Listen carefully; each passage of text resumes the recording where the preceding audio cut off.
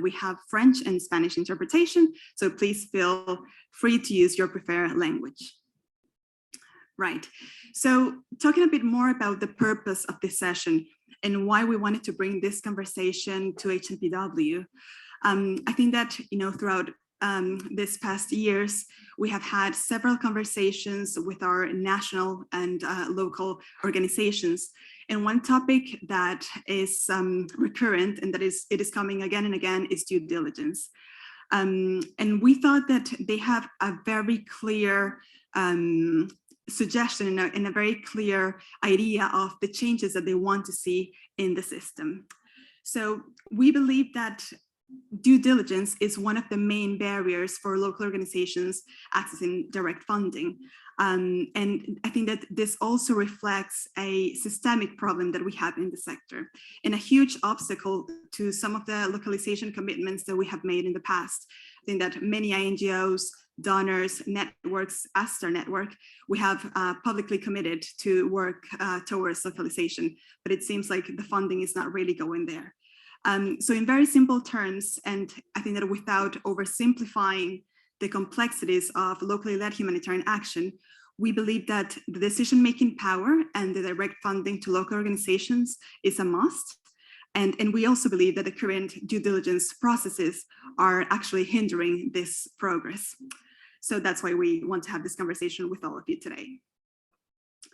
And we hope that this session is an opportunity for us to share our learning. We have been trying different approaches for due diligence and alternative ways to manage risk and just to understand better the compliance infrastructure. And we want to have open conversations with you, both joining us in person and remotely. And most importantly, we want to hear your feedback about what we're doing currently and if we're actually going in the right direction. So we're looking forward to have like a very dynamic conversation, a very open conversation. And it is my pleasure to introduce you to our panelists. We have Nasser Ahmed Chana.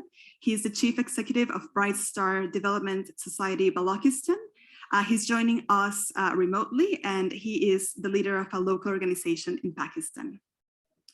We also have Edward Lewis. He's the head of programs at Jersey Overseas Aid, and he's joining us in person. We have Mike Parkinson. He's an associate member of Conciliation Resources, a UK peace-building organization. He's also a member of the UK's Tri-Sector Group, and he's joining us remotely. And we have Christina Bennett. She's Star Network's CEO. So Christina, the floor is yours. Great. Thank you very much, Miriam, for that introduction. Welcome to everybody who's joining us online, and welcome to all of you in the room. Congratulations on finding this place. We are like in the attic of this conference center, and it took me a full 20 minutes to get here when I needed to. So anyway, congratulations to all of you. As Miriam said, this question of risk and compliance and accountability is one of the major blockers to localization, locally led action, whatever you want to call it. And for me, it's also the most obvious manifestation of the power imbalances in our sector. So what I'm going to do is just give you a little bit of a brief recap of what our own journey at Start Network looked like, getting from where we were a few years ago with our risk framework to where we are today and to where we hope to go in the future. And along the way, I'll sort of highlight some things that went well for us, but some things that are still obviously going wrong, in the hope that this is a learning experience for all of us and all of us can come along together. So Miriam's just explained what Start Network is, a membership organization that really places systems change at the heart of everything we do. And by systems change, I mean three things: shifting power to local organizations and communities, shifting resources to local organizations directly, and shifting our own behavior to get out from under and dismantle the systemic, racist, colonial practices that are embedded in our ways of working and have been for some time. And I think we all recognize that that's the way it is. It is this ambition, our systems change ambition, that has really guided our progress on risk and accountability, because what we're looking for is a more enabling, more inclusive, more ethical approach to risk and compliance. And what's guiding us on this journey is our ability to bring on local and national members of START Network and to pass funds to them. So that's really what's guided our ambition along this journey. So one of the first hurdles that we encountered was our own early due diligence framework, which from the start of the START Fund, which was in 2014, adopted what was then DFID's risk and accountability or due diligence framework, which was regarded, I think, across the sector as the gold standard. And gold standards are great in that they represent kind of the highest levels of achievement, what you want, where you want perfection. But we found that as a gold standard, it was too strict, too inflexible, and favored a certain type of organization, a large, well-resourced organization who could not only, maintain those levels of, or who could not only get to those levels of compliance, but also maintain them over time. And that wasn't increasingly the profile of the START Network member. So a few years ago, we set out to redesign our due diligence system. And thanks to Vincent, who's sitting here and will tell you more about it, we moved away from the traditional pass-fail model of due diligence to something that we called a tiered due diligence framework. And in creating those tiers, we wanted to enable a larger scope of organization to be able to join START Network and receive funds. So we tested this on a bunch of our local members, and we found that, whereas 84% of our members would have failed our original due diligence kind of pass-fail model, our tiered system allowed them to not only become members of START Network, but to access funds directly. So then we sort of put this to the test with our largest program, the Global START Fund. We engaged in a pilot to understand whether or not there was any change in our risk exposure, ours or that of communities, whether funding local organizations had an impact, good or bad, on the START Fund programs, and what we had to do as ourselves to change our organization, our own ways of working, to be able to adapt to a more locally led way of working. And we had a really supportive group of donors behind this initiative, and Ed Lewis was one of them at Jersey Overseas Aid, who really took this leap of faith that actually by funding local organizations directly, we were going to find that positive outcomes, which was indeed the case. So when we tested all of those three things I just talked about, we found that there was no indication of increased risk exposure, either for us as START Network, nor for our communities. So no evidence of fraud, no evidence of safeguarding issues, everything was okay. We also found that there was a positive impact of those programs that local organization funded by the START Fund actually implemented. And in a survey of 120 community members per program, 99% of them were satisfied with the aid that they received. We did have to do a lot to adjust our own practices. What we found is that all of our documents were in English and we had to translate them. All of our meetings were in English and we had to translate those. We had to hold meetings at different times of the day in order to get our local members on board. We had to do more training, different training, webinars, different types of ways of explaining things, and had to adjust some of our timelines for the ways that we got things done. So we did invest a lot in that. But now, based on all that learning, we actually have 10 separate funding streams that go directly to local organizations. So for us, it was investment and time well spent. And we haven't really stopped iterating. We haven't stopped there because even this tiered due diligence framework creates problems for us, has issues. Our local members still don't sign up to all that it's all about.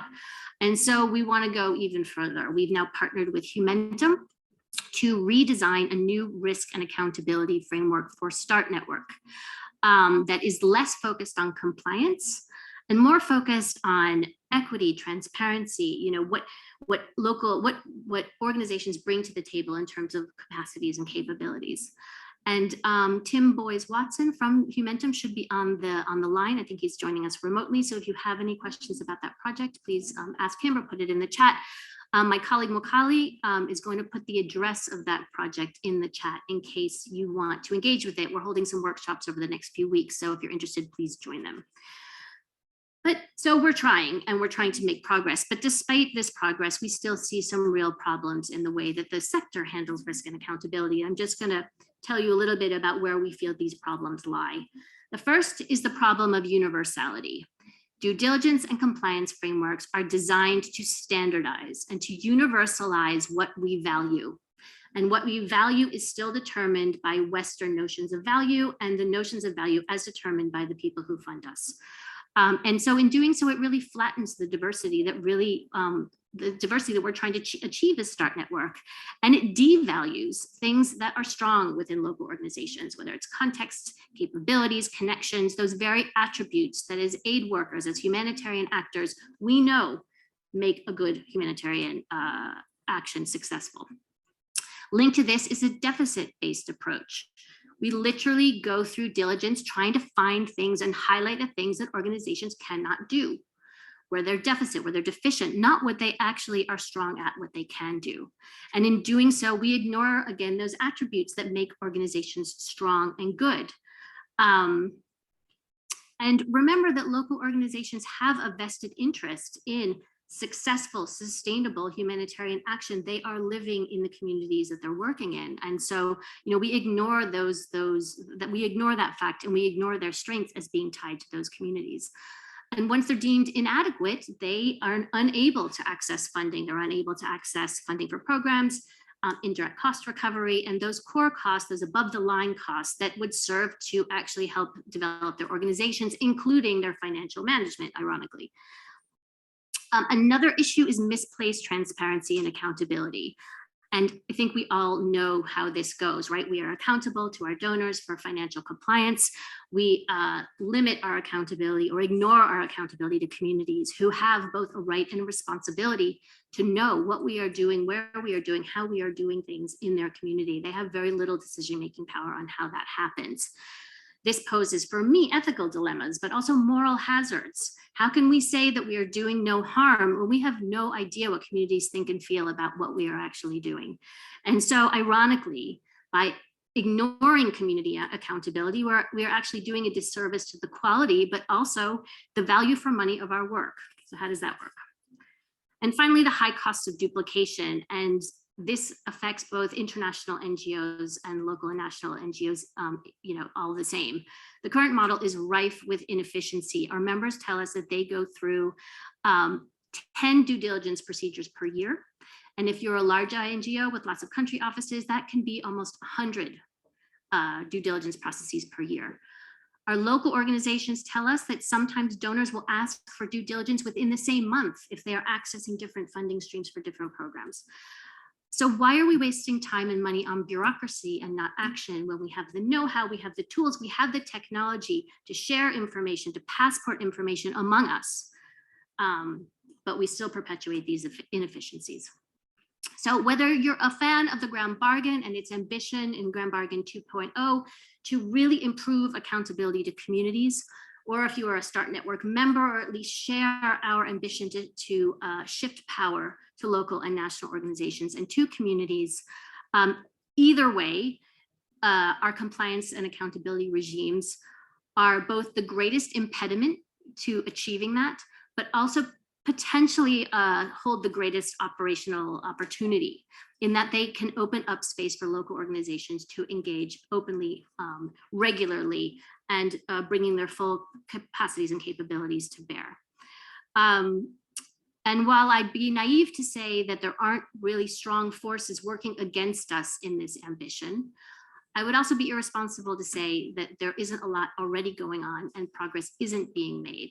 So with that, I'm going to turn to our panelists who will talk about some of that progress and some of what's going on in their own field, in their own frame of reference. So now I would like to turn to Nasir from Bright Star in Pakistan, who is going to share with us some of his experiences as a local organization working within these compliance regimes. Nasir, I can see you behind me. Please go ahead. Thank you very much. Hello everyone, good evening from Pakistan. I am just already introduced to me. I am Nasir Ahmed Channa. I am Chief Executive of a local organization, Bright Star Development Society, Balochistan. BSDSP is the non-profit and humanitarian local organization and was established in 1994 and registered under the country laws. BSDSP has been working from the last 25 years in Balochistan province of Pakistan However, in any disaster response, BSTSP operates in other parts of the country. BSTSP thematic areas are social mobilization, advocacy, emergency and disaster response, and disaster preparedness, DRR, CBDRM, food security, livelihood, wash, shelter, food and non-food items, health, nutrition, community, small physical infrastructure, and human rights. Gender and environment are the cross-cutting theme of our organization in all projects and interventions. Now, I am, after my brief introduction, I coming to the specific topic that Christina has also discussed. I am coming on the topic. As BSDSP is the local organization and working from the last 25 years in different sectors. So I briefly here provide my statement and my point of view. As BSDSP is the local humanitarian organization, during 2021, three organizations have conducted our organizational due diligence. We had passed from this process. However, in the process, there was very hard and lengthy. The process was very hard and lengthy. Following are the some challenges that I will highlighting.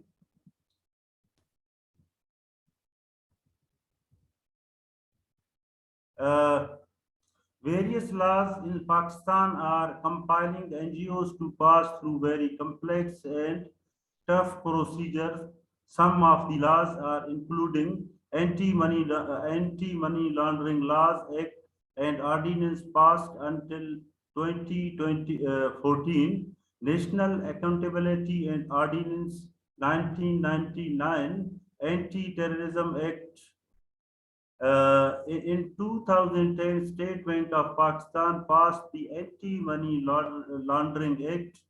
The act thereby replaced in 2007 AML ordinance. Sorry about that. Sophia, we cannot hear the speaker. Task Force FATF has given the time frame till June 2002 Pakistan to amend further the money laundering laws as well as the Anti-Terrorism Act to incorporate the content of the ordinance, and pressure by the FATF to convert ordinance into in the permanent legislation through the parliamentary processes. There is a trust deficit between the government of Pakistan and NGOs due to the government thinking about the NGOs related fraud, corruption, money laundering, and funding of the terrorist groups. The situation has made the donors more vigilant while identifying the potential partners and grantees for the grant or funding. International and national donors these days are adopting standard due diligence framework to reduce the risks associated with the non-for-profit organization transaction. It also confirms whether the organization is good and reliable partner or not. The use of technology in due diligence has never been more important than it is now.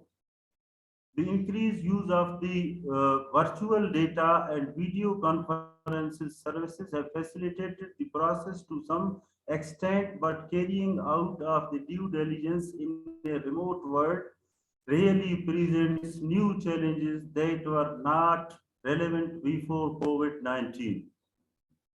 Critical and lengthy formats and process by each donor organization and huge relevant and irrelevant requirements, which within the country, each humanitarian, INGO and donors conduct separate due diligence. uh, same selection criteria for the local and national NGOs and even INGOs, international NGOs, is sometimes not clear for the local NGOs. This may be due to the lack of the capacity, poor communication system, or lack of the understanding of the languages, new technologies, and complex terminologies that are now introducing. The lengthy that I also described, that the lengthy procedures, security dynamics, multiple requirements,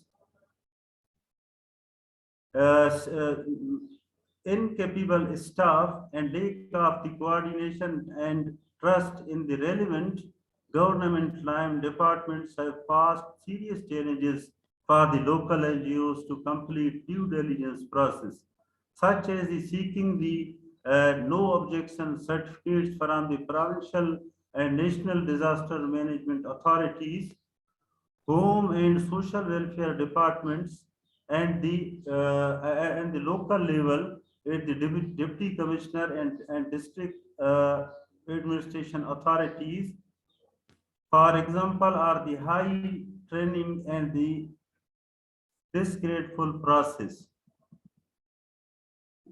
Diminishing funding source and too much compliance, need of donor agencies and government has posed serious challenges for the local NGOs to survive and thrive. The challenges become grave when there are few or now staff and the senior management of the local NGOs has no engaged himself in these operational nitty-gritties, causing to suffer, focusing on the strategic directions, program implementations, and resource mobilization for the local NGOs. These are the few challenges that I have discussed. Now I am providing the few recommendations from my side.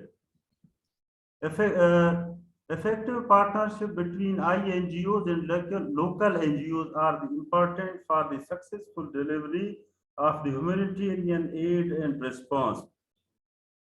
In light of the localization agenda, these partnerships are set to play an increasing role in the humanitarian sector.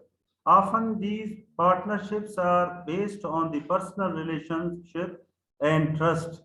However, just like any professional relationship, international and local NGOs both need to safeguard their assets, including their staff, programs, and the reputation. As general rule of thumb, due diligence inquiries should be conducted when an initial decision is made for building partnership with the local organization. Inquiries should be considered only at certain milestones of the partnership or when conditions change. It is important that mutual understanding is built for a good working relationship, and all information they provide should be independently verified. More often than not, if your partner wants to go through, they will attempt to provide the most favorable information possible. So even if they are striving to provide accurate data, some information might to be omitted or unintentionally skewed, whilst an inquiry does not guarantee the success of partnership, and it is not always possible to obtain all the necessary details. The absence of the information can also provide valuable insights.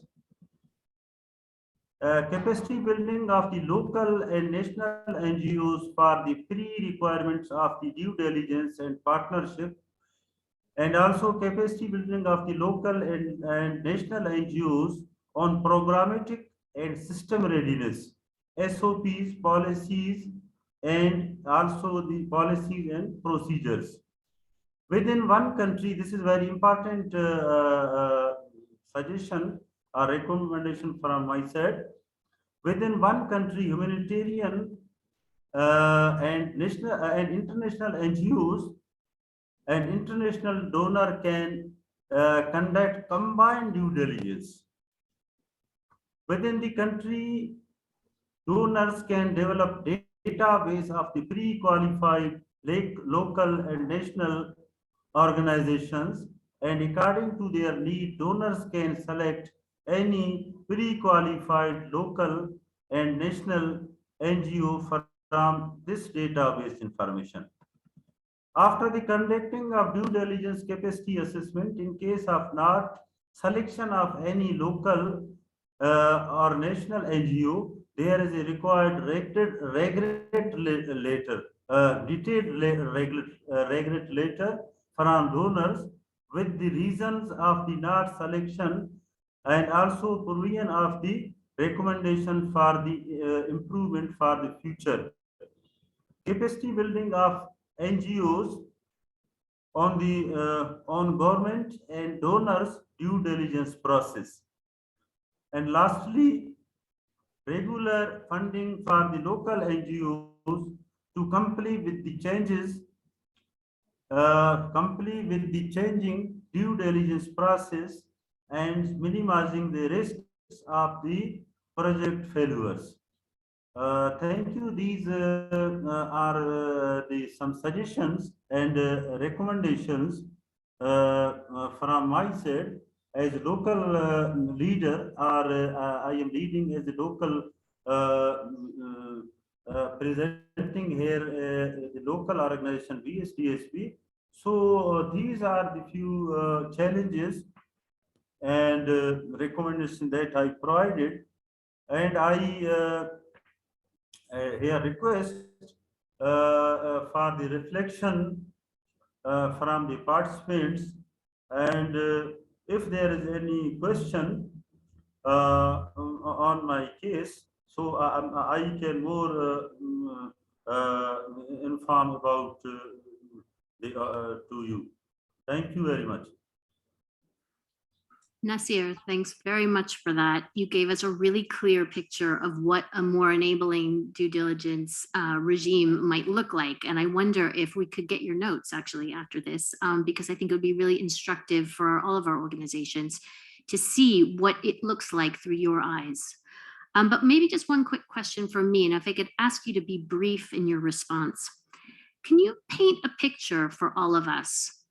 If we ignore your suggestions for a different risk and compliance regime or framework, what impact would that have on communities? What is the impact on communities of a restrictive risk framework that does not allow your organization to work? Thank you. As I described that as a local organizations, we are working from the last 25 years in Balochistan province of Pakistan.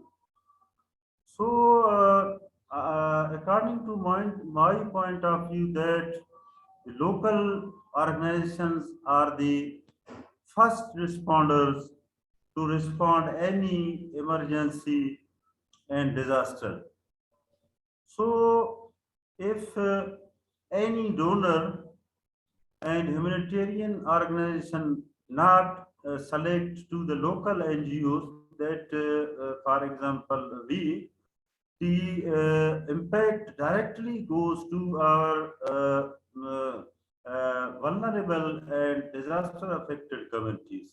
So we are directly working with the communities. Great, thanks very much, Nasir. And we'll come back to you at the end when we have questions from the from our audience. I'm now going to turn to Ed Lewis from Jersey Overseas Aid. Ed, talk to us about this from a donor perspective. Sure. Good afternoon, everyone. I have a terrible tendency to swallow my words and speak very quickly, so I'll try my best to go slow. I'll just give a brief overview of Jersey Overseas Aid. I'm sure many in the room have never heard of Jersey Overseas Aid, or indeed Jersey, which is understandable. So I'll give a brief overview of us as a donor, a bit about our humanitarian funding, and then why we got behind Start Fund back in 2018, and more recently why we thought it was a good idea to get behind the pilot that Christina mentioned. So first things first, Jersey is a tiny island in the middle of the English Channel. It is a crown dependency, which means we have a degree of semi-autonomy from Britain. We're not part of the UK. We weren't part of the EU even before Brexit, so we have a very peculiar place. We have our own money, we have our own language, we have our own parliamentary system, and the population is just over 100,000. So it really is quite a small microcosm. But what it does mean is that we generate our own income that we can distribute to overseas aid.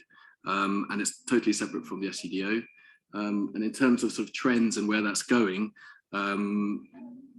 we, since 2020, have tied our income to our GNI, and we're going in the right direction. As you can see, we've increased it steadily over the last couple of years, and we have grand projections of getting close to the OECD average by the end of this decade.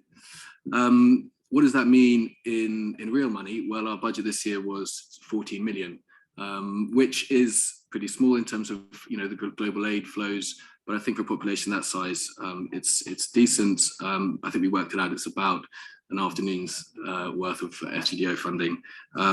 But I think what we're learning is with the right research and knowledge and identifying the gaps, we can make this amount go quite a long way. So Jersey Overseas Aid has been going since 1968. We have two main funding streams, development programs, which we focus on three themes, which resonate with the public, but it also where we can add value. One of them is financial inclusion. Jersey is an overseas finance centre, so we have expertise on Ireland to add to that theme. Conservation livelihoods.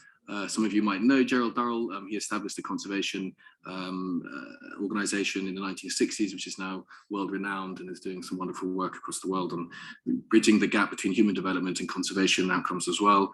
And then our final one is dairy for development, using the Jersey cow in maybe smallholder environments in Central and Eastern Africa, crossbreeding jerseys with local indigenous cows, which benefits the community both economically in terms of diversification of dairy products, but also obviously addressing the nutritional needs of impoverished communities as well. Our portfolio in the developments at the moment is around about 35 million. We focus in 6 target countries. And then the second largest stream is humanitarian.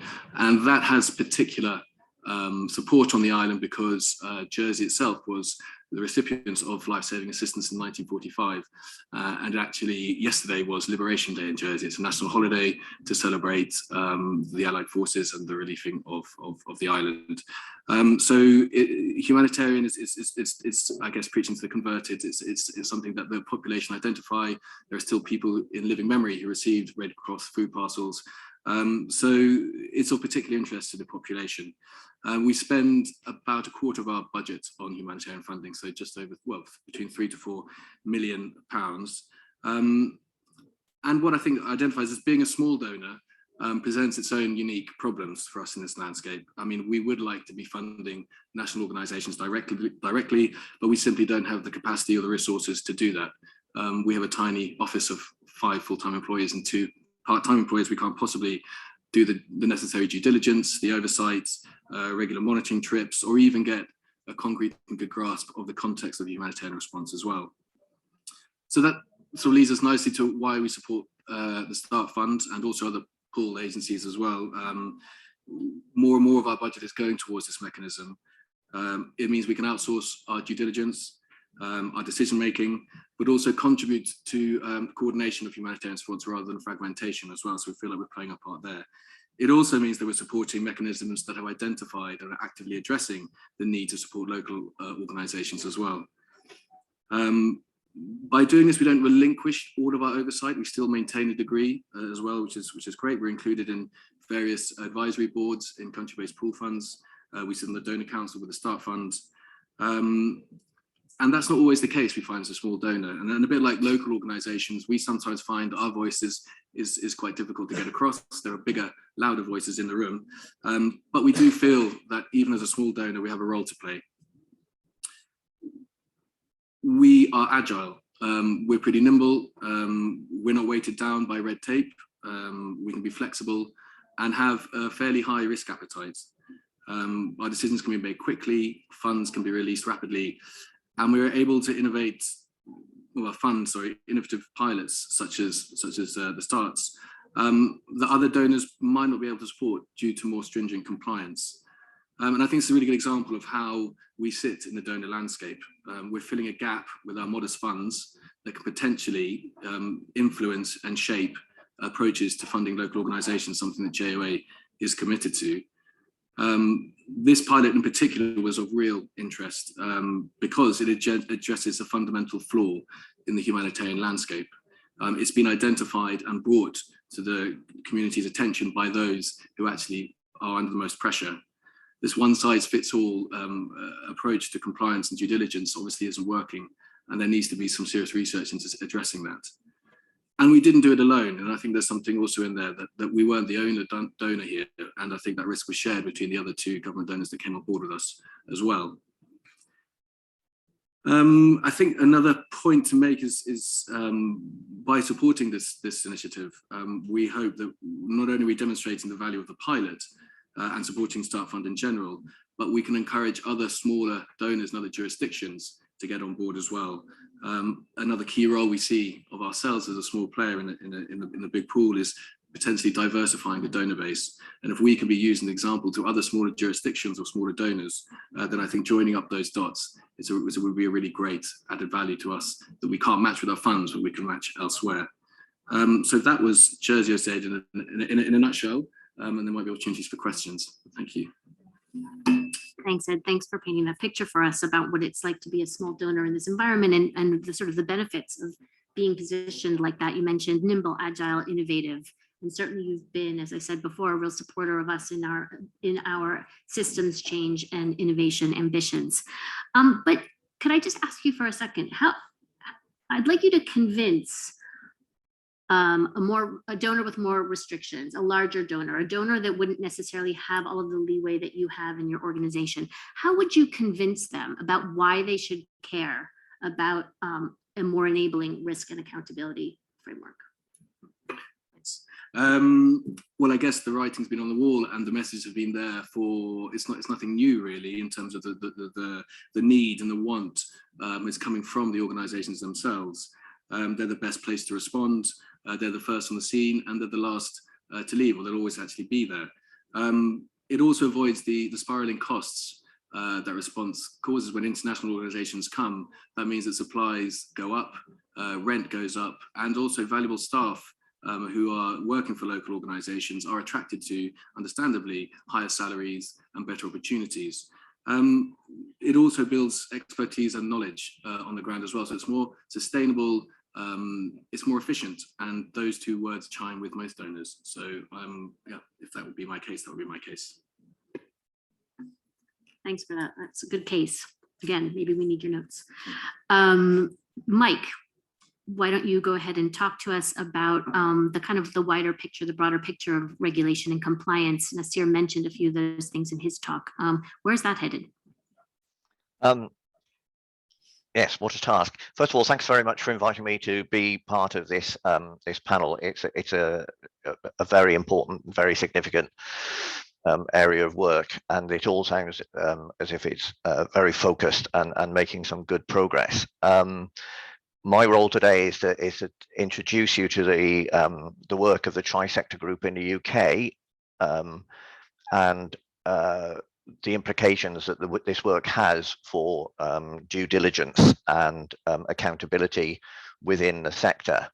In many ways, first of all, the Tri-Sector Group was established about 4 years ago. It brings together banks, it brings together relevant government departments, NGOs and regulators in a formal structure to look at the impact that counterterrorism regulations and financial sanctions regulations is having on the delivery of humanitarian aid and NGO work in general. In many ways, the existence of the tri-sector group is a manifestation of the increasing complexity of the global regulatory framework. But so just to say that this group has been in existence for 4 years. It has a secretariat. It's been formally approved by the Home Office and the Foreign and Commonwealth Development Office. It has a membership, a fixed membership of NGOs, banks, and government departments. And it has a number of different working groups which look at very particular issues about how we can mitigate some of the damaging impact that counterterrorism regulations is having on our work. And a main piece of that work is looking at a due diligence good practice guide that is particularly focused on managing risks of terrorist financing and breaching of sanctions. As I said, in many ways, this is a manifestation of other driving forces which are generating different types of due diligence. One of the features of counterterrorism regulations is the way that it changes the nature of the accountability between donors and NGOs, and between donors and NGOs and service provision providers such as banks or financial institutions, insurance companies, or transport logistics companies. And the reason why this has changed is that the counterterrorism regulations have created a whole series of potential criminal offences about funding terrorist groups or funding or being abused, funding being abused for the purposes of terrorism. And it's not just that these create criminal offences, but it's about liability. The way that the regulatory framework puts these things is that it says it's a criminal offence to make available funds or economic goods, either directly or indirectly, to or for the benefit of a terrorist group or for the purposes of terrorism. Making available, and apologies if this sounds a bit technical, but it applies not just to the organisation on the ground, but it goes through the whole chain. So a donor has criminal liability if it makes available funds, which ends up in the hands of a terrorist group. An international NGO who receives that funds has criminal liability if any of the funds that go through its books end up with a terrorist group. And the same way if you're an implementing partner. It also affects the banking industry, because the banking industry, by transferring funds from the donor or the international NGO to the place where it is used, is also making available funds. So the legal framework of counterterrorism and financial sanctions and trade sanctions regulations creates third-party liability for a criminal offence, which means that if an international NGO gives money to a local partner, it doesn't relieve it from that liability, in much the same way that if a bank transfers money from an international NGO into a country, if anything goes wrong, that bank could be at risk of criminal prosecution. So all of this puts a huge amount of weight on the requirement to do even more due diligence and a different type of due diligence, so that we can all mutually reassure each other that we are managing the risk of a diversion effectively, and so that we can maintain mutual trust and confidence between the key players. So I think that you've got, and within the counterterrorism regulatory framework, there's an organization called the Financial Action Task Force, which was established in the 1990s by the G7. It's an international body which sets standards for the banking industry and for treasury departments. and it was set up to prevent money laundering. And Nasir went through at the beginning of our conversation a long list of regulations that have emanated from all of that. But the Financial Action Task Force is a very significant political body. It is part of its role is to be responsible for denigrating terrorist groups and denying them access to funds. So you've got, and they've done a risk analysis of the NGO sector, and they initially said that we were particularly vulnerable to abuse by terrorist groups. They've transformed that a bit because of a massive amount of lobbying by the sector, utilizing a lot of the evidence and information that there's already been discussed here about how programs are managed and how accountability in our sector works. But there is this massive pressure because of the legal liabilities that counterterrorism regulations create for one another to do a lot more and very different types of due diligence. And by due diligence, I mean risk analysis as well as due diligence about financial control frameworks and accountability and the such like.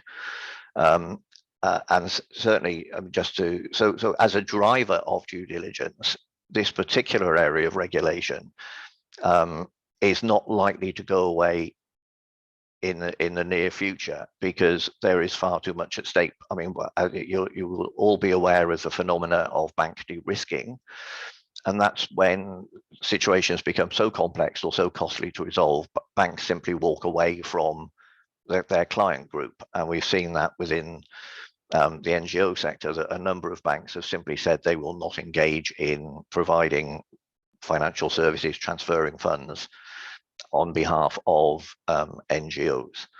And those that do are now becoming much more intrusive, understandably so, I think, about, well, what is the money for?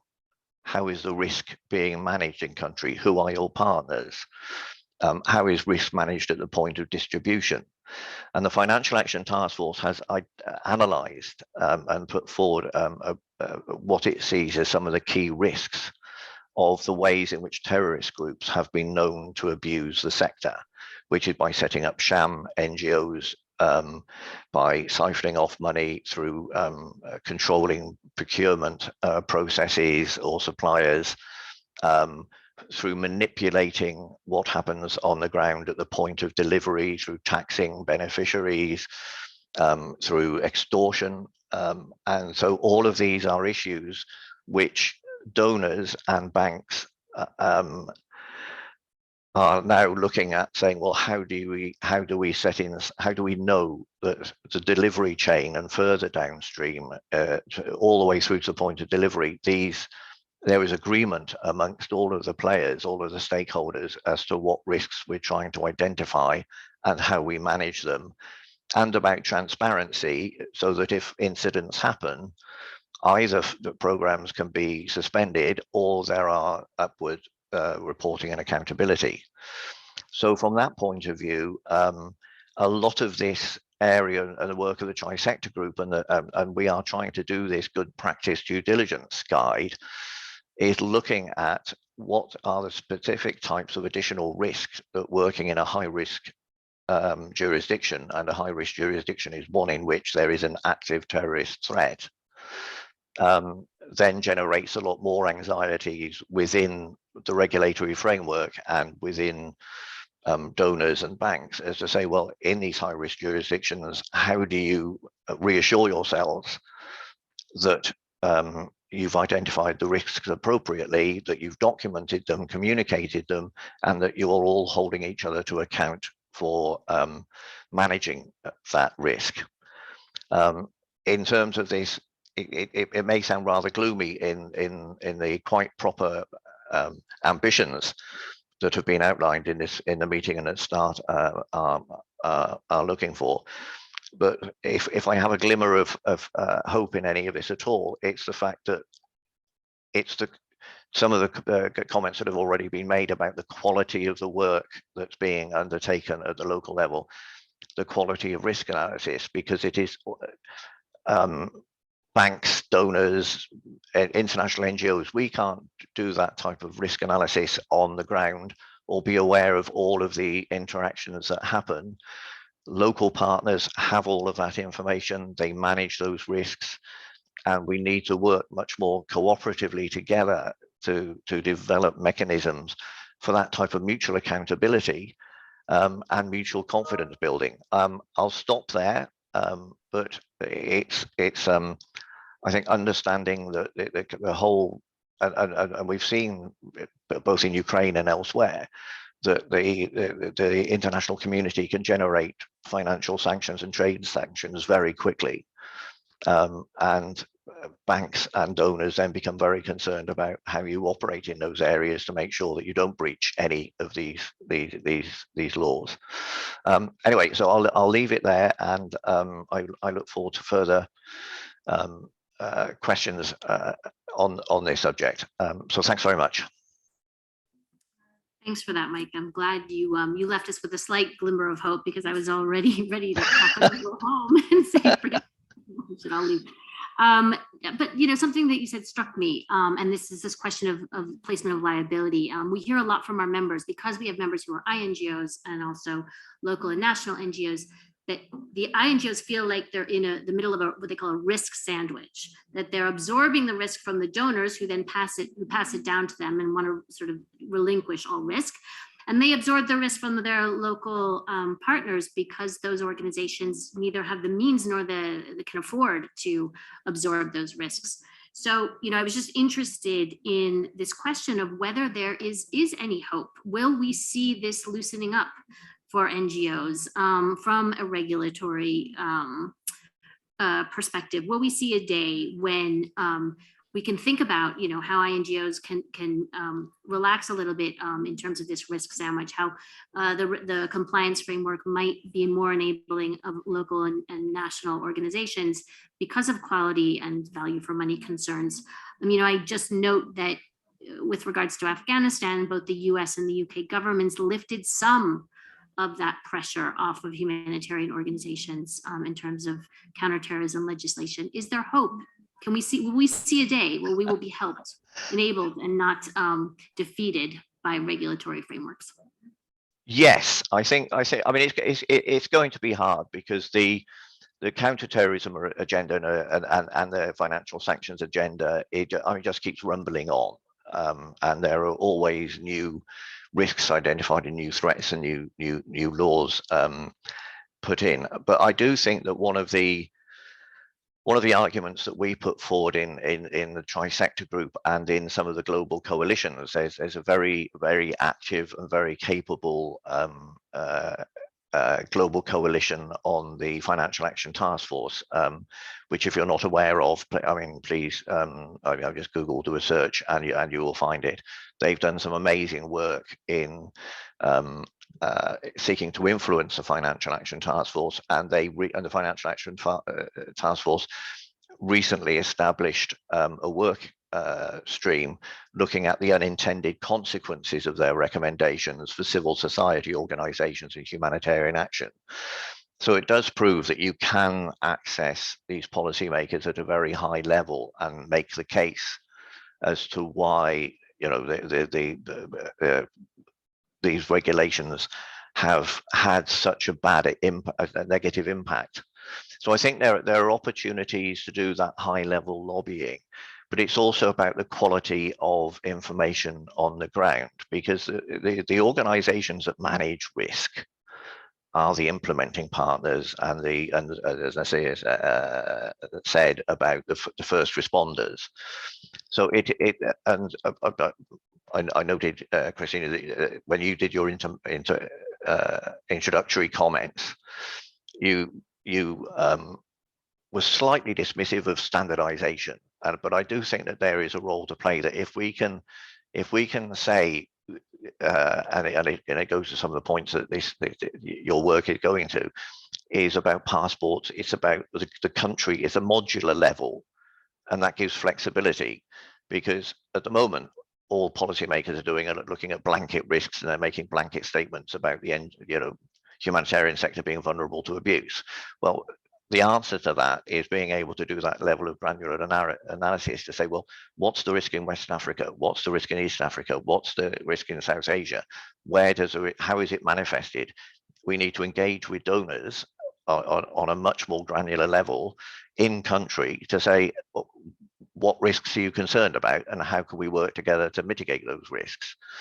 So I think that the basic thesis of localization is very sound, because you get much better quality out of that, plus that you get, you know, the improved quality and value for money out of the process.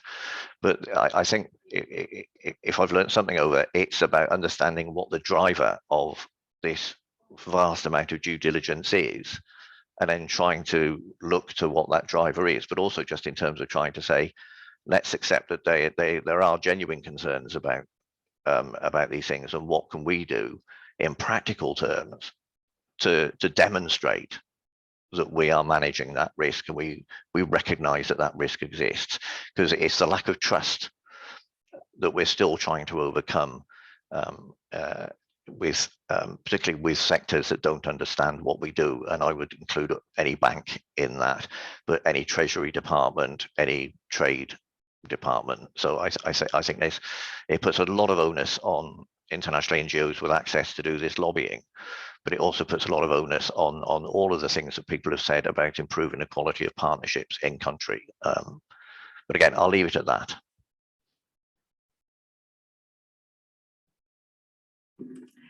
Thank you, Mike. And well, as I mentioned in the beginning, we would like to hear from you as well. So this is the moment to ask questions or to raise any comments or ideas that you have.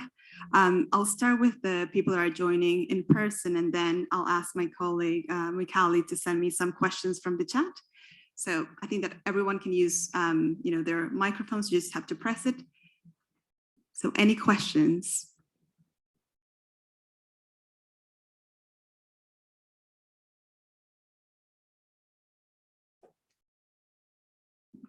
Thank you very much for these excellent presentations, overview.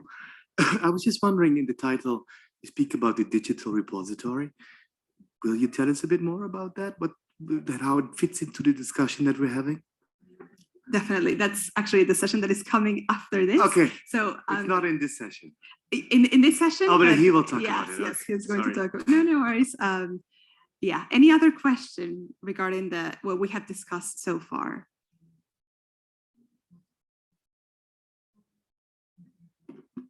Yeah, I do. So I work in due diligence from an HR safeguarding perspective, and what I've noticed is when we push, if you like, the decisions down to the smaller NGOs, we actually provide more risk for them. So I guess my question is, how do we risk assess that? I'll give one example. You know, we give the responsibility of carrying cash to the local NGO. Suddenly they're at risk of getting robbed. You know, we do death insurance for local staff, and then we had to do a massive risk assessment because we were giving a lot of money to a family because of a death in the family, unfortunately. But they then were under a lot of risk. You know, it's the same principle. I just wondered if that would be part of your risk assessment due diligence process. Thank you so much. Vincent, do you want to take that? Right, thanks. Right, so I think what we actually do is actually complement the due diligence process with risk sharing measures. So, and which I will sort of like discuss a bit. But it's, you know, it's one of the things that we do in terms of, like, for example, we have a disallowance pot that we have in place so that we can absorb some of that risk, as Christina's mentioned, the risk sandwich, right? So essentially, we're trying to become much more like a shock absorber for those organizations. Why do we actually have to ask these organizations to have it in place when we could actually share that burden with them, right? With, like, actually, you know, if we can mitigate it with them, you know, then that might be a way that we can, work in true partnership with those organizations. So yeah, for that example I was like giving, which is basically having like a disallowance pot that allows organizations to make mistakes and to actually, like, you know, to basically, you know, if there was like an incident of fraud, it's not their fault, then we could absorb some of that risk, and they can learn from their mistake, right? So those are some of the things that we try to do to actually reduce the burden of risk on those organizations. I completely agree. I wouldn't be worried about fraud. So I'm more worried about the safety of the people themselves, Right. putting them at risk. Yeah, that exposure. Yeah. Right. Yeah. So I think you wanted to say something. No, I mean, I think with regard to like actual safeguarding incidents in terms of the safety of staff, Yeah. right? So I guess, we do, that's an important element that we have to take into account, that in terms of like, but that's not just the due diligence, that's actually like everything that we, as a program that you have to operate, then that actually has to, factor into your risk assessment as a program. Like, that actually that's identified and that's mitigated by that program, right? And so it goes a bit over due diligence in a way, but there are ways that we should mitigate that through the programmatic support and partnership that we're doing with those organizations. Yeah, I was just going to build on that a little bit. We do cover safeguarding in our due diligence, our own due diligence. I feel like safeguarding for me is a red line. I think it is one of the universal aspects of due diligence, that people should understand what safeguarding is and how they need to protect against safeguarding violations. And so we take that very seriously. And in addition to everything that Vincent said, we provide support. So if we find that an organization doesn't have a common understanding of what a safeguarding issue is, if they don't have an anonymous reporting procedure, or if they don't have enough support internally as an organization just to be able to support staff or even communities, we actually provide them with funds, access to expertise. We help them find locally appropriate safeguarding training or consultants that can help them build a more robust system internally against safeguarding, whether it's their own staff or people that they work with. Yeah, in particular, like the work that we've done with your organization, actually, with Safer Edge, right? Yeah, exactly. Yeah, so that's actually some of the work that we've done together. Yeah. Okay, I don't think there's any other question, and apologize, Vincent, that I did not introduce you at the beginning of the session. But yes, we're going to now move to a more future-facing part of this session. So Vincent Henson, he's Star Network's due diligence platform manager. He's also leading on initiatives to redefine due diligence within our network and drive wider system change efforts across the humanitarian sector that truly enable local access to funds. So Vincent, I think that we have a few minutes. Right, thank you. Try to be brief. Let's see. Yeah, thanks, Miriam. So Christina touched on the journey so far, the various challenges we are trying to address towards a system that is, inclusive and equitable and proportional. So those are the three key areas that we try to, embed into our work. So let me share with you today some of the future-facing initiatives that we're working on.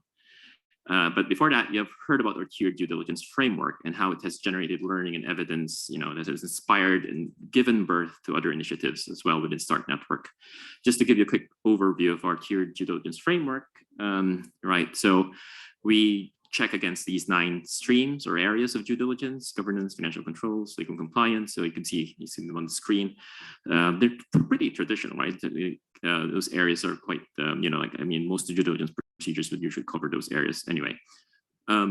And the framework itself has 3 tiers, right? So in terms of the tiering model, basically tier 1 has minimum membership requirements in place, and generally has access to funding that helps with their internal infrastructure, so in terms of learning and growth, right? And tier 2 demonstrates that they have internal processes and procedures that manage risk across those 9 streams. And this compliance profile is more process focused and rather than the policy heavy side of things. Tier 3 is designed like the traditional compliance profile that was formalized, that has a lot more formal policies heavy. And this acts as somewhat our control group, right? Because that's the more status quo kind of version of due diligence that you'd find. So these are the tiers represent compliance profiles. They're not necessarily risk profiles, because risk is actually a measurement of where you put that particular profile of compliance against what particular program they're delivering, right? If that's why we are able to give funds, for example, a tier 1 organization, for example, that may not have the strongest elements of due diligence in place, because it's more internal facing funds, like to build their infrastructure, to strengthen them, to learn. So those are things that we try to factor into the tiering model. So the assessments that are administered remotely through our online questionnaire tool that we have, and the tool itself is reactive. It has embedded logic in it, and it will only ask you certain questions depending on how you have answered previously. So, and it's meant to take in an accurate picture of your compliance profile. So the more complex your organization's compliance, your compliance infrastructure, the more questions, the more the questioner actually, digs deeper into it, right? START Network's due diligence is administered by a third-party auditing firm to maintain the assessment's independence. That's how we've set it up. The service currently sits in the UK as a global service, and to maintain consistency of the delivery of the framework. But as we conduct more and more due diligence assessments of local and national organizations, though, we are seeing that the nuances of language and local context, for example, it is actually it's quite diverse, and it's basically the impact of this impacts the assessments greatly. So our UK-based assessors, for example, they struggle to understand some of these like in-country nuances, right? And it would not matter then if we create a due diligence framework that has the flexibility to accommodate various compliance profiles if things just end up lost in translation. So, so what we want to do, is basically decentralize the service by developing local due diligence providers in our hubs and program countries. So this is one of the things that we want to do, and we're working on this now. So not only will this help with the affordability and the scalability of this service, but also the language, and we could actually have it done with local assessors that could actually understand the language and different languages in that country and different dialects. But overall, the assessors will be familiar with the local context and knowledge, and this will add greater nuance to the due diligence assessments that are produced. And this is, this speaks to what, like, for example, what earlier Mike was talking to about, like, actually, we can provide that nuance at country level, right? So tied to this is the next evolution of our tiered due diligence framework, which is turning it into a modular due diligence framework. So what this means is that the local due diligence providers will co-design a country due diligence module together with our local stakeholders in country, such as civil society, NGOs, government agencies, the private sector. This includes, for example, as Mike was saying, like the local banking sector, and then this country module, let's say a Pakistan module, slots into our core due diligence module, which is the current tier due diligence framework. It slots into that at the global level and alters the way it's expressed. So this ensures that the country modules are informed by a bottom-up approach to risk identification and management, right? So the country modules will modify the core modules expression several ways. So, like you could imagine, like, for example, so it basically answers the questions like, what risks are not covered by the core module, but are relevant in the country context. So things like, as Mike was saying, in terms of like high-risk jurisdictions that actually have other types of compliance that's necessary, further checks that's necessary, and what elements of the core module are not relevant or appropriate in the country context, right? What elements of the core module can be expressed differently to make it more understandable or locally nuanced. Like, instead of just asking, okay, are you registered as a charity in Pakistan? That could be more of like you have your no objection certificate from the economic affairs division, right? So that's it's something that the local organizations would understand, but you're actually asking for. And what elements of the core module can be addressed by alternative evidence sources found locally? So it might not be the traditional things that we look for, but it might be mitigating against the same types of risk. And that's what we try to do with our framework, that it's actually not, it has that level of flexibility to accommodate those nuances. So this constellation of local due diligence providers will be underpinned by a global quality assurance mechanism, so that it ensures that the service is delivered to a consistent and high quality. Lastly, we plan to build a global digital repository of due diligence information that can be shared not just within START Network, but with a wider humanitarian community. So we see this as a global good. So organizations on the platform will be able to update their due diligence information in real time. So, because we generally, the reality is, as you probably in the session this morning in ZHS, right? I mean, we collect the same types of information, audited reports, what policy, like your anti-money laundering policy and, anti-bribery policy. So if this is all in one place, if we do the due diligence, for example, for this particular organization, and it's all collected in one digital repository, then that also could be updated by that agency in real time. And that can also be shared in real time with other agencies. So a donor, for example, can come in and actually could request an organization, could you share some of your due diligence assessment and plus the evidence that's been submitted to reach that assessment. So we can get to that point if we have a digital repository of due diligence, and this will cut down on obviously the duplication of due diligence. All right. Obviously, our intention is that for these organizations to be able to control their data, right? So you're not going to have it like everyone can see whatever, right? So you have control. If you're on the platform, then you have control over your own data, who gets to see what you have from your organization. We envision that this can reduce the duplication, by catalyzing large-scale passporting of due diligence assessments, right? So when we say passporting, we mean that an organization will accept the findings of a previous due diligence assessment in lieu of conducting their own. So we already have some donors that accept START due diligence, in particular, for example, FCDO for the Rapid Response Facility, right? So some of our members within START Network access the RRF, and they no longer go through an additional due diligence, like about 20-something of our members have access to that. And also Disasters Emergency Committee of the UK also passport our due diligence. So we have like 13 common members, I believe. So there's a lot of savings there in terms of efficiency savings that that we've already been giving a lot of INGOs. We want to transpose this benefit to local and national organizations as well. That's why we want to build this global repository. So in terms of can you imagine the efficiency savings that this can unlock for the wider sector, right? So just within START membership alone, if the 50 plus members of START Network, for example, were no longer to require due diligence amongst each other, but if they were to work bilaterally, that's 2,500 due diligence procedures we've saved, right? And if you look at that throughout the entire sector, you can see how much actually we can actually generate in terms of efficiency. But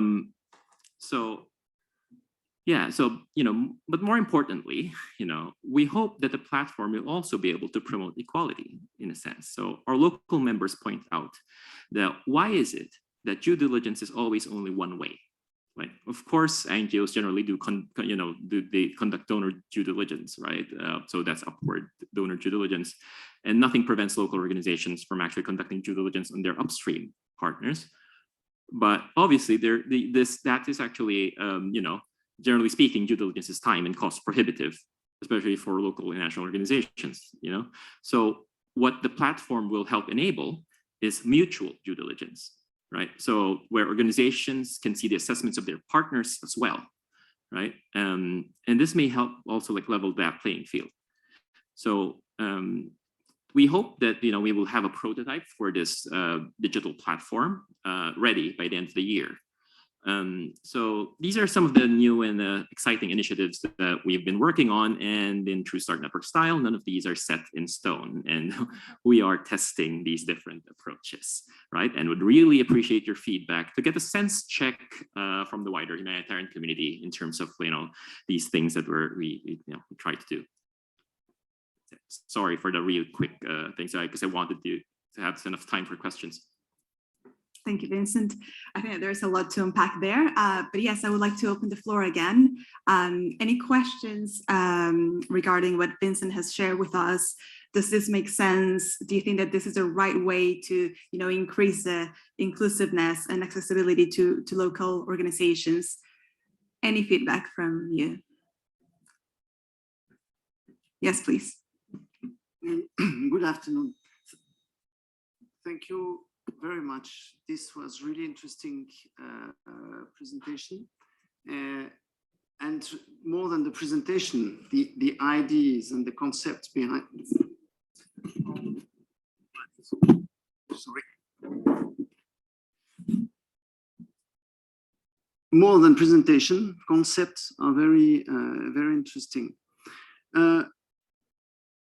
I work with HCI. HCI is an auditing organization. Some of us know each other. We are in a completely different business than the START network, of course. What we do are audit against the CHS. We think that, and we have now a demonstration that this improves aid, but we are not in the due diligence business necessarily. However, we have noticed that in order to promote the CHS, it is important to add value to these audits, and this has led us to connect with the due diligence discussion.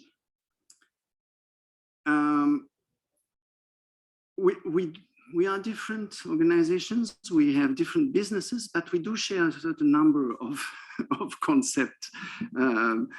For example, our audits are based on feedback from the communities. So we share this concern.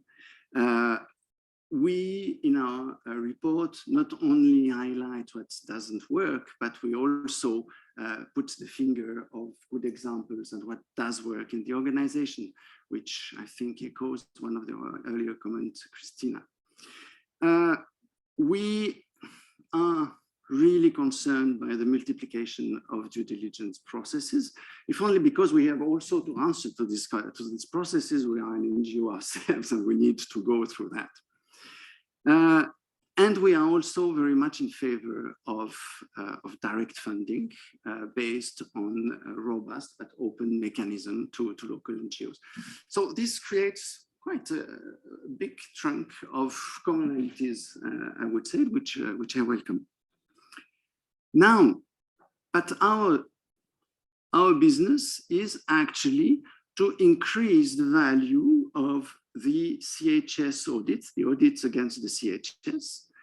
And my question to you is whether we could find a way that what we are doing is more within your third tier, I would say, from what I understood of the presentation.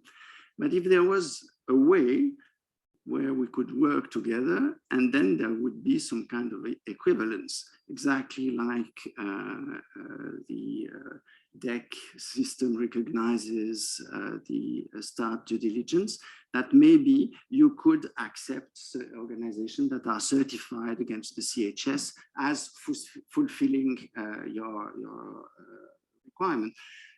This is not something that is done like that, but this is something that is feasible. We have done that with other donors, more traditional donors, and there I want to congratulate you for putting in practice what you are saying. You have your due diligence mechanism and you are trying to adapt that. So this is a call for collaboration. Now, if you allow me, on the platform, I had just few thoughts. And this is really a quick feedback. It's neither positive nor negative. But I know from the information that we collect through our audits that a certain amount of this information is sensitive information. So I see it difficult, or at least it needs a lot of firewalls in order to put that in a common platform. Another aspect is comparison of data robustness. If you have data coming from very different sources, I understand many of these will be self-assessed. How do you compare this robustness?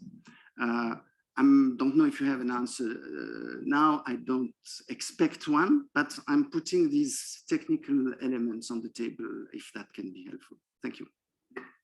Thanks so much for that. Vincent, we only have a few minutes and we have other questions from the chat, but yes. Go okay, maybe just quickly then.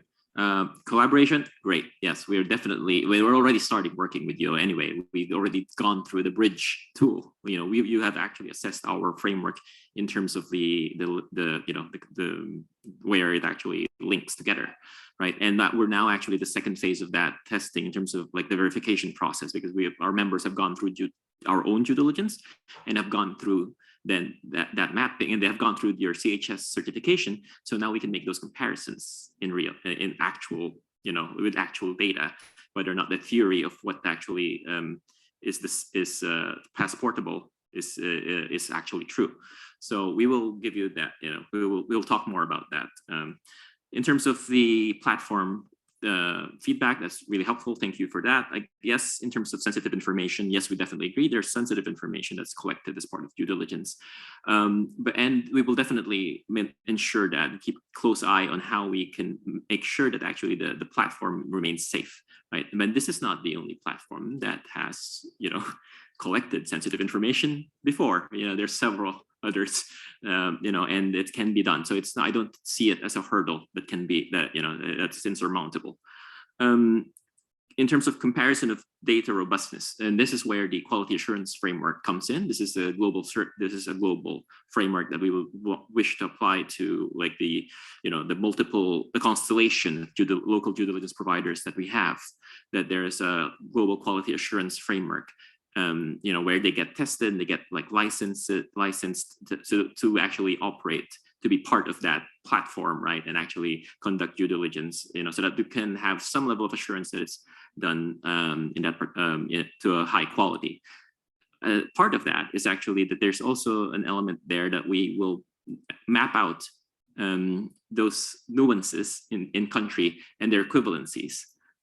So if there's something that's been collected in country and it's been decided as part of the country module of that country, how is that linked to an element in the core module? And how is that country module element linked to other country modules?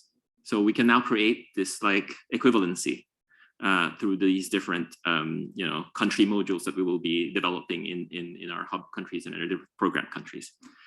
I'll keep it at that. Thanks, Vincent. Any other question or feedback? Yeah, this is Fokru from Start Bangladesh. So in 2018, we conducted due diligence in Bangladesh for our local organizations.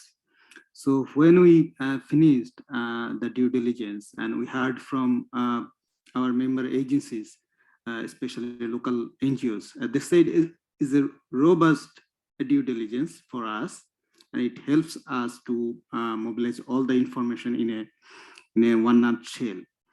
And they asked us if you can negotiate with your INGO member agencies to accept this due diligence for their programming.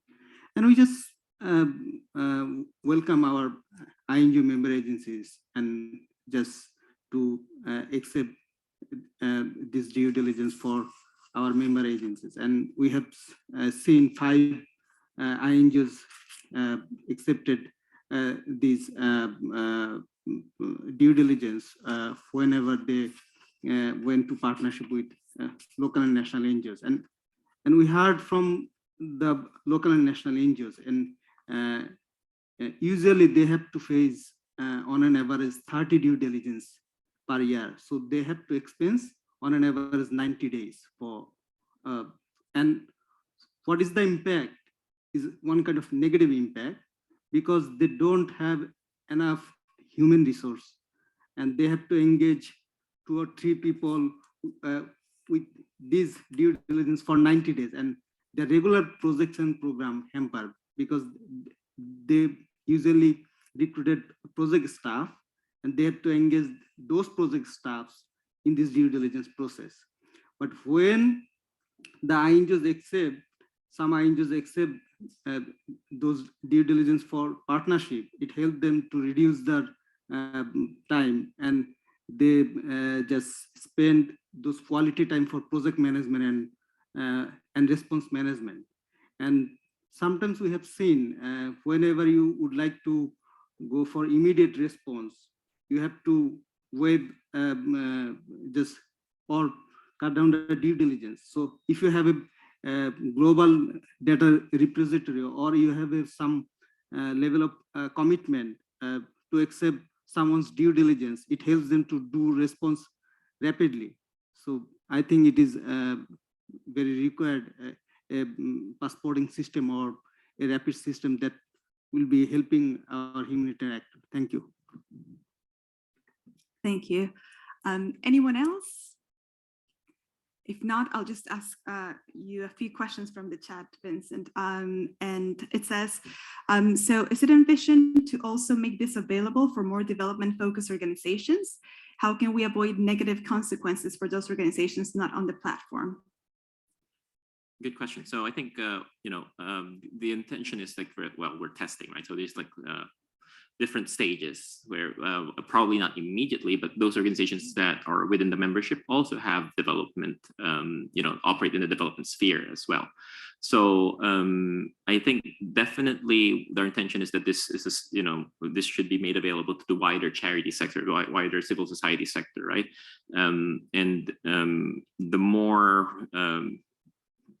players that we are actually able to interact with in its development, then the more we can see how we can tailor certain elements to the needs of maybe like the development sector might be slightly different to some of the requirements that we look at in the humanitarian sector. So yes, definitely we would probably see how this can be made helpful or useful for other agencies as well, but maybe not immediately to development sector, but we're looking at it for our members first, and then eventually,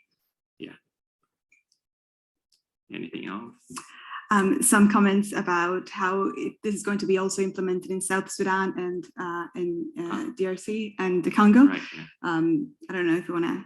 Eventually, yes. I mean, DRC is a hub country already, so and South Sudan is like a future hub country.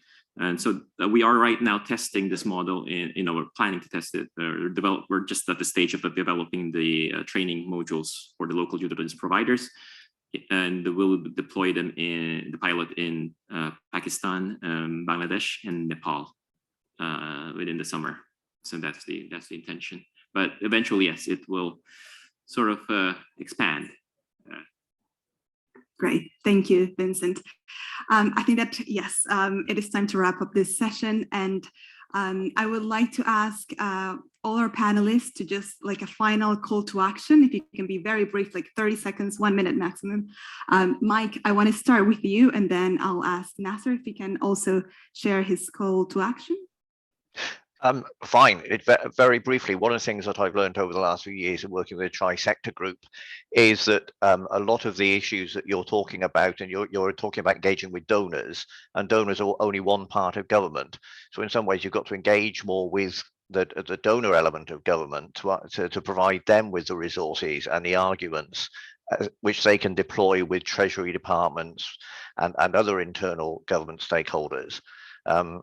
In order to create this space, because at the moment all of the focus is on donors, but within government they may be in a very weak position when it comes to the type of strategy and the type of thinking, and there's a huge amount of really good quality work that you're doing, and this needs to be seen, see the light of day. So anyway, it's been great being on a panel and listening to this debate, so thanks very much indeed. Thank you, Mike. Nasser, if you can also share with us a call to action, if you can be very brief, please. Thank you.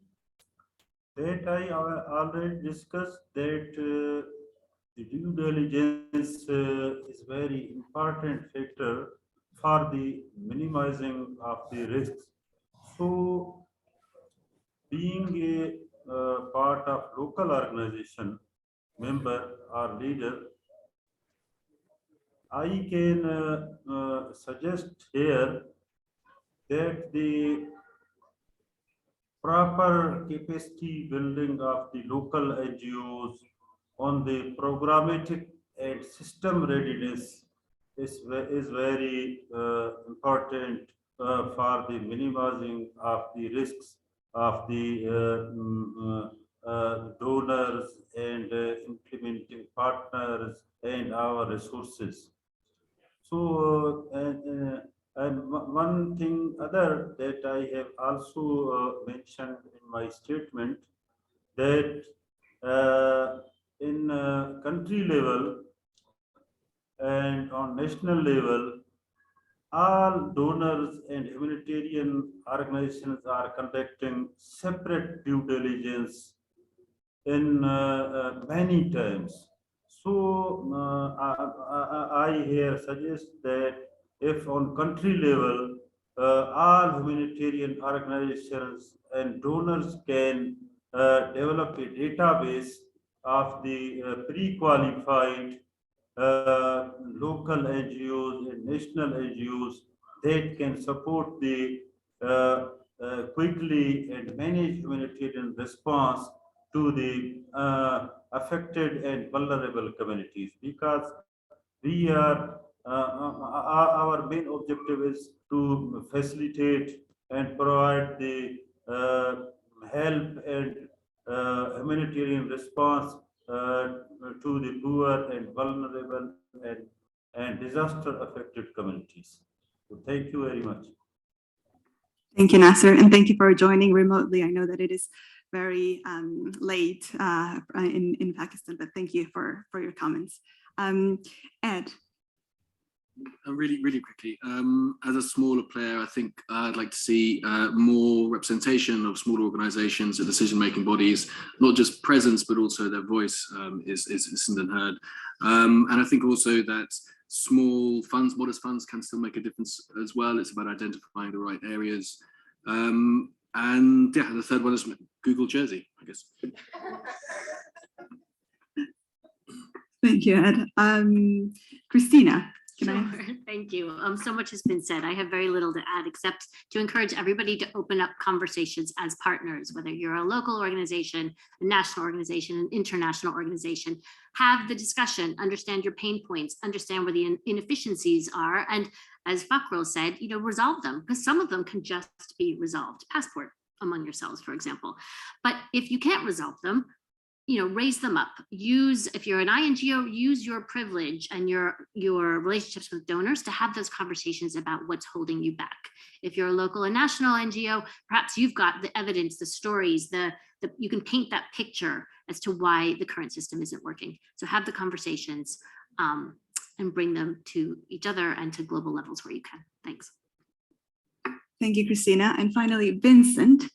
Any final word? Yeah, very quickly would be basically, I think it's clear that we need to turn the international compliance paradigm to something that's, inclusive, equitable, and proportional, right? And these are things that we would like to see, and we continue working on. And we, in a sense, we shouldn't be expecting a local organization, in Pakistan that's like with an annual turnover, say of like $100,000 US, for example, to actually have the same compliance infrastructure as a $100 million INGO, right? But we should stop turning local organizations into clones of ourselves, right? And so we should be able to see the value that local organizations have as well. So. Thank you, Vincent. And well, thank you for joining this session. Thank you to our panelists and all the people that joined remotely as well.